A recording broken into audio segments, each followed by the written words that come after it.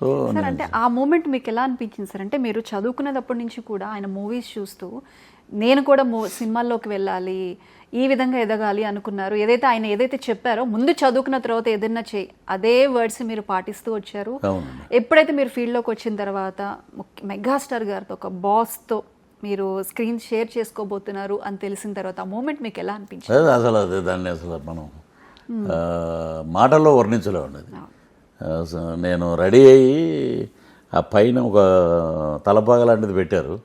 నేను ఆయన దగ్గరికి వెళ్తే మన నెత్తి మీద తలపాగా ఆయన ఏమనుకుంటారు ఏంటో అని తలపాగా తీసాను నేను. డైరెక్టర్ గారు ఉండే ఎందుకన్నాడు, లేదు అన్నయ్యని కలిసి వచ్చాకప్పుడు ఆయన రాగానే ఆ తీక్షణమైన చూపులు, ఆ సీన్ అలాంటిది. ఆయన చూడంగానే అలా ఉండిపోయామాట. అలాగా ఆ సీన్లో అది అలా వర్కౌట్ అయింది. ఆయన రాగానే మేమందరం భయపడతాం. నిజంగా భయపడ్డా నేను. ఎందుకంటే ఈ ఐ నుంచి ఈ ఎడ్జ్లో 360 days కెమెరాని అబ్జర్వ్ చేసే కళ్ళు ఏమైనా ఉన్నాయంటే అది మెగాస్టార్ గారు. అసలు ఆయన ఏ లెన్స్ పెట్టారు, ఎక్కడి వరకు మనం యాక్ట్ చేయాలి, ఎంతవరకు మనం చేయాలి, మొత్తం రౌండ్ దాకా క్లాక్ ఆయన అలా చూస్తూనే ఉంటారు అన్నమాట. ఆ డెడికేషను అది that's why became a megastar అని నేను అప్పుడు అనుకున్నాను. ఇంకా సార్ మెగాస్టార్ గారిని మేము అందరం స్క్రీన్ మీద చూసాము. ఆయన వర్క్ స్టైల్ ఏంటి, ఆయన డ్యాన్స్ స్టైల్ ఏంటి, ఎవ్రీథింగ్ మా అందరికీ తెలుసు. కానీ సెట్స్ మీద ఎలా ఉంటారు మెగాస్టార్ చిరంజీవి గారు అంటే ఏం చెప్తారు?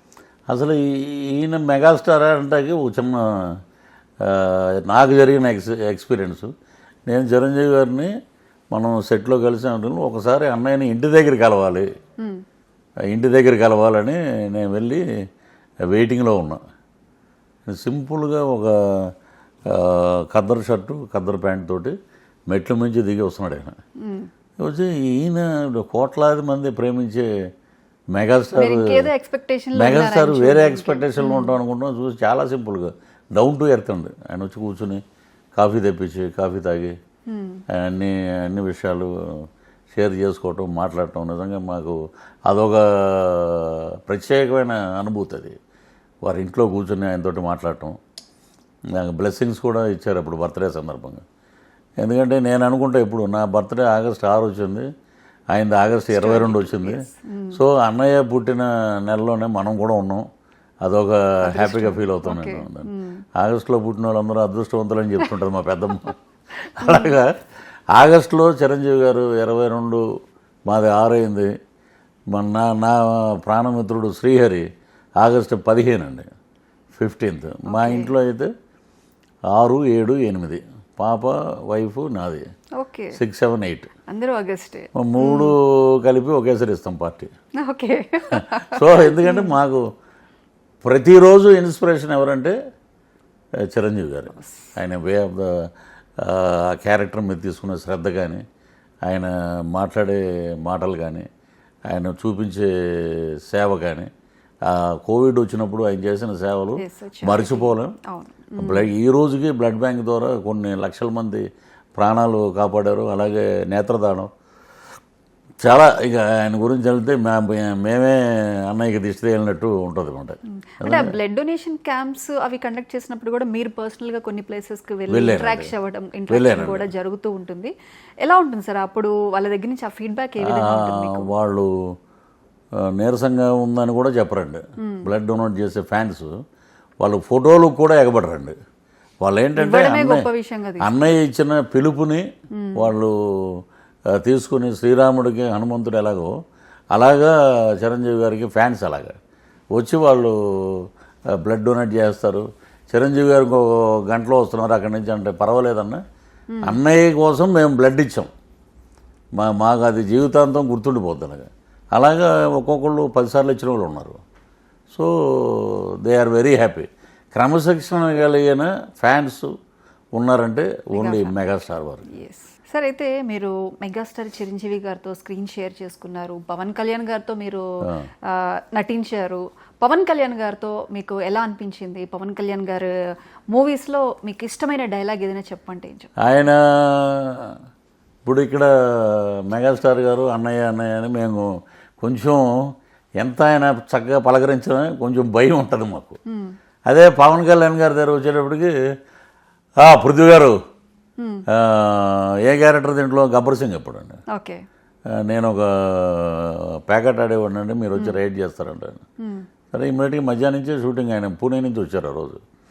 మధ్యాహ్నం నుంచి ఎందుకంటే ఎక్కడ మనం ఒక మాట మాట్లాడితే ఒక హీరో నోటంట ఆ మాట వచ్చిందంటే అది బాగా ఎలివేట్ అయిపోద్దండి. ఏంటి ప్యాకెట్ ఆడితే కాల్ చేస్తారా అని నేను ఆయనతోటి ఇచ్చేస్తే ఆయన ఏదో అంటారు అన్నమాట, కాలువకుండా ఏం చేయమంటారు అంటే ఇది పేలుతుందండి అని అంటే, గన్ను పేలకుండా ఎలా ఉంటుందిరా, ధనాన్ని కలిసి నేను పారిపోతానండి. ఆయన ఒరే 30 years ఆగరా అంటాడు ఆయన. అది బాగా వైరల్ అయిపోయింది. సినిమాలో చేసింది 2 సీన్లే, కానీ ఎక్కడ చూసినా గబ్బర్ సింగ్లో భలే చేశారండి. ఈవెన్ చిన్నపిల్లలు సార్ 30 years ఇండస్ట్రీ అనగానే మీ పేరు చెప్పేస్తారు. ఇప్పుడు నాకు అదృష్టం ఏంటంటే అండి, మా అమ్మ ఇచ్చిన వరం అది. సార్ నిజంగా 30 years అయిందా సార్? 30 years రేపటికండి. 31 ఓకే, రేపు ఆగస్టు నెలకి అయిపోద్ది 30. ఓకే.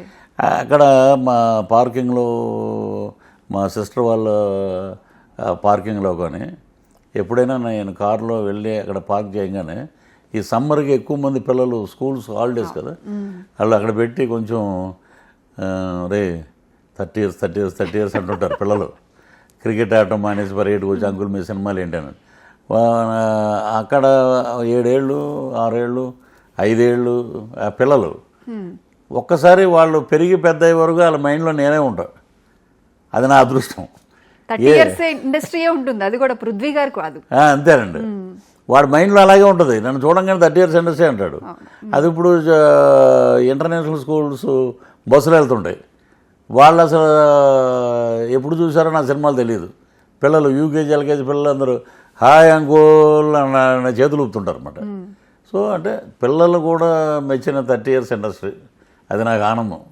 సార్ నిజంగా ఆ డైలాగ్ అంత ఫేమస్ అవుతుందని, ఎంత పాపులర్ అవుతుందని, అదే ఒక మీ ఇంటి పేరుగా స్థిరపడిపోతుందని మీరు అనుకున్నారా? నేను అనుకోలేదు అసలు. అది వంశీ గారి క్రియేషను.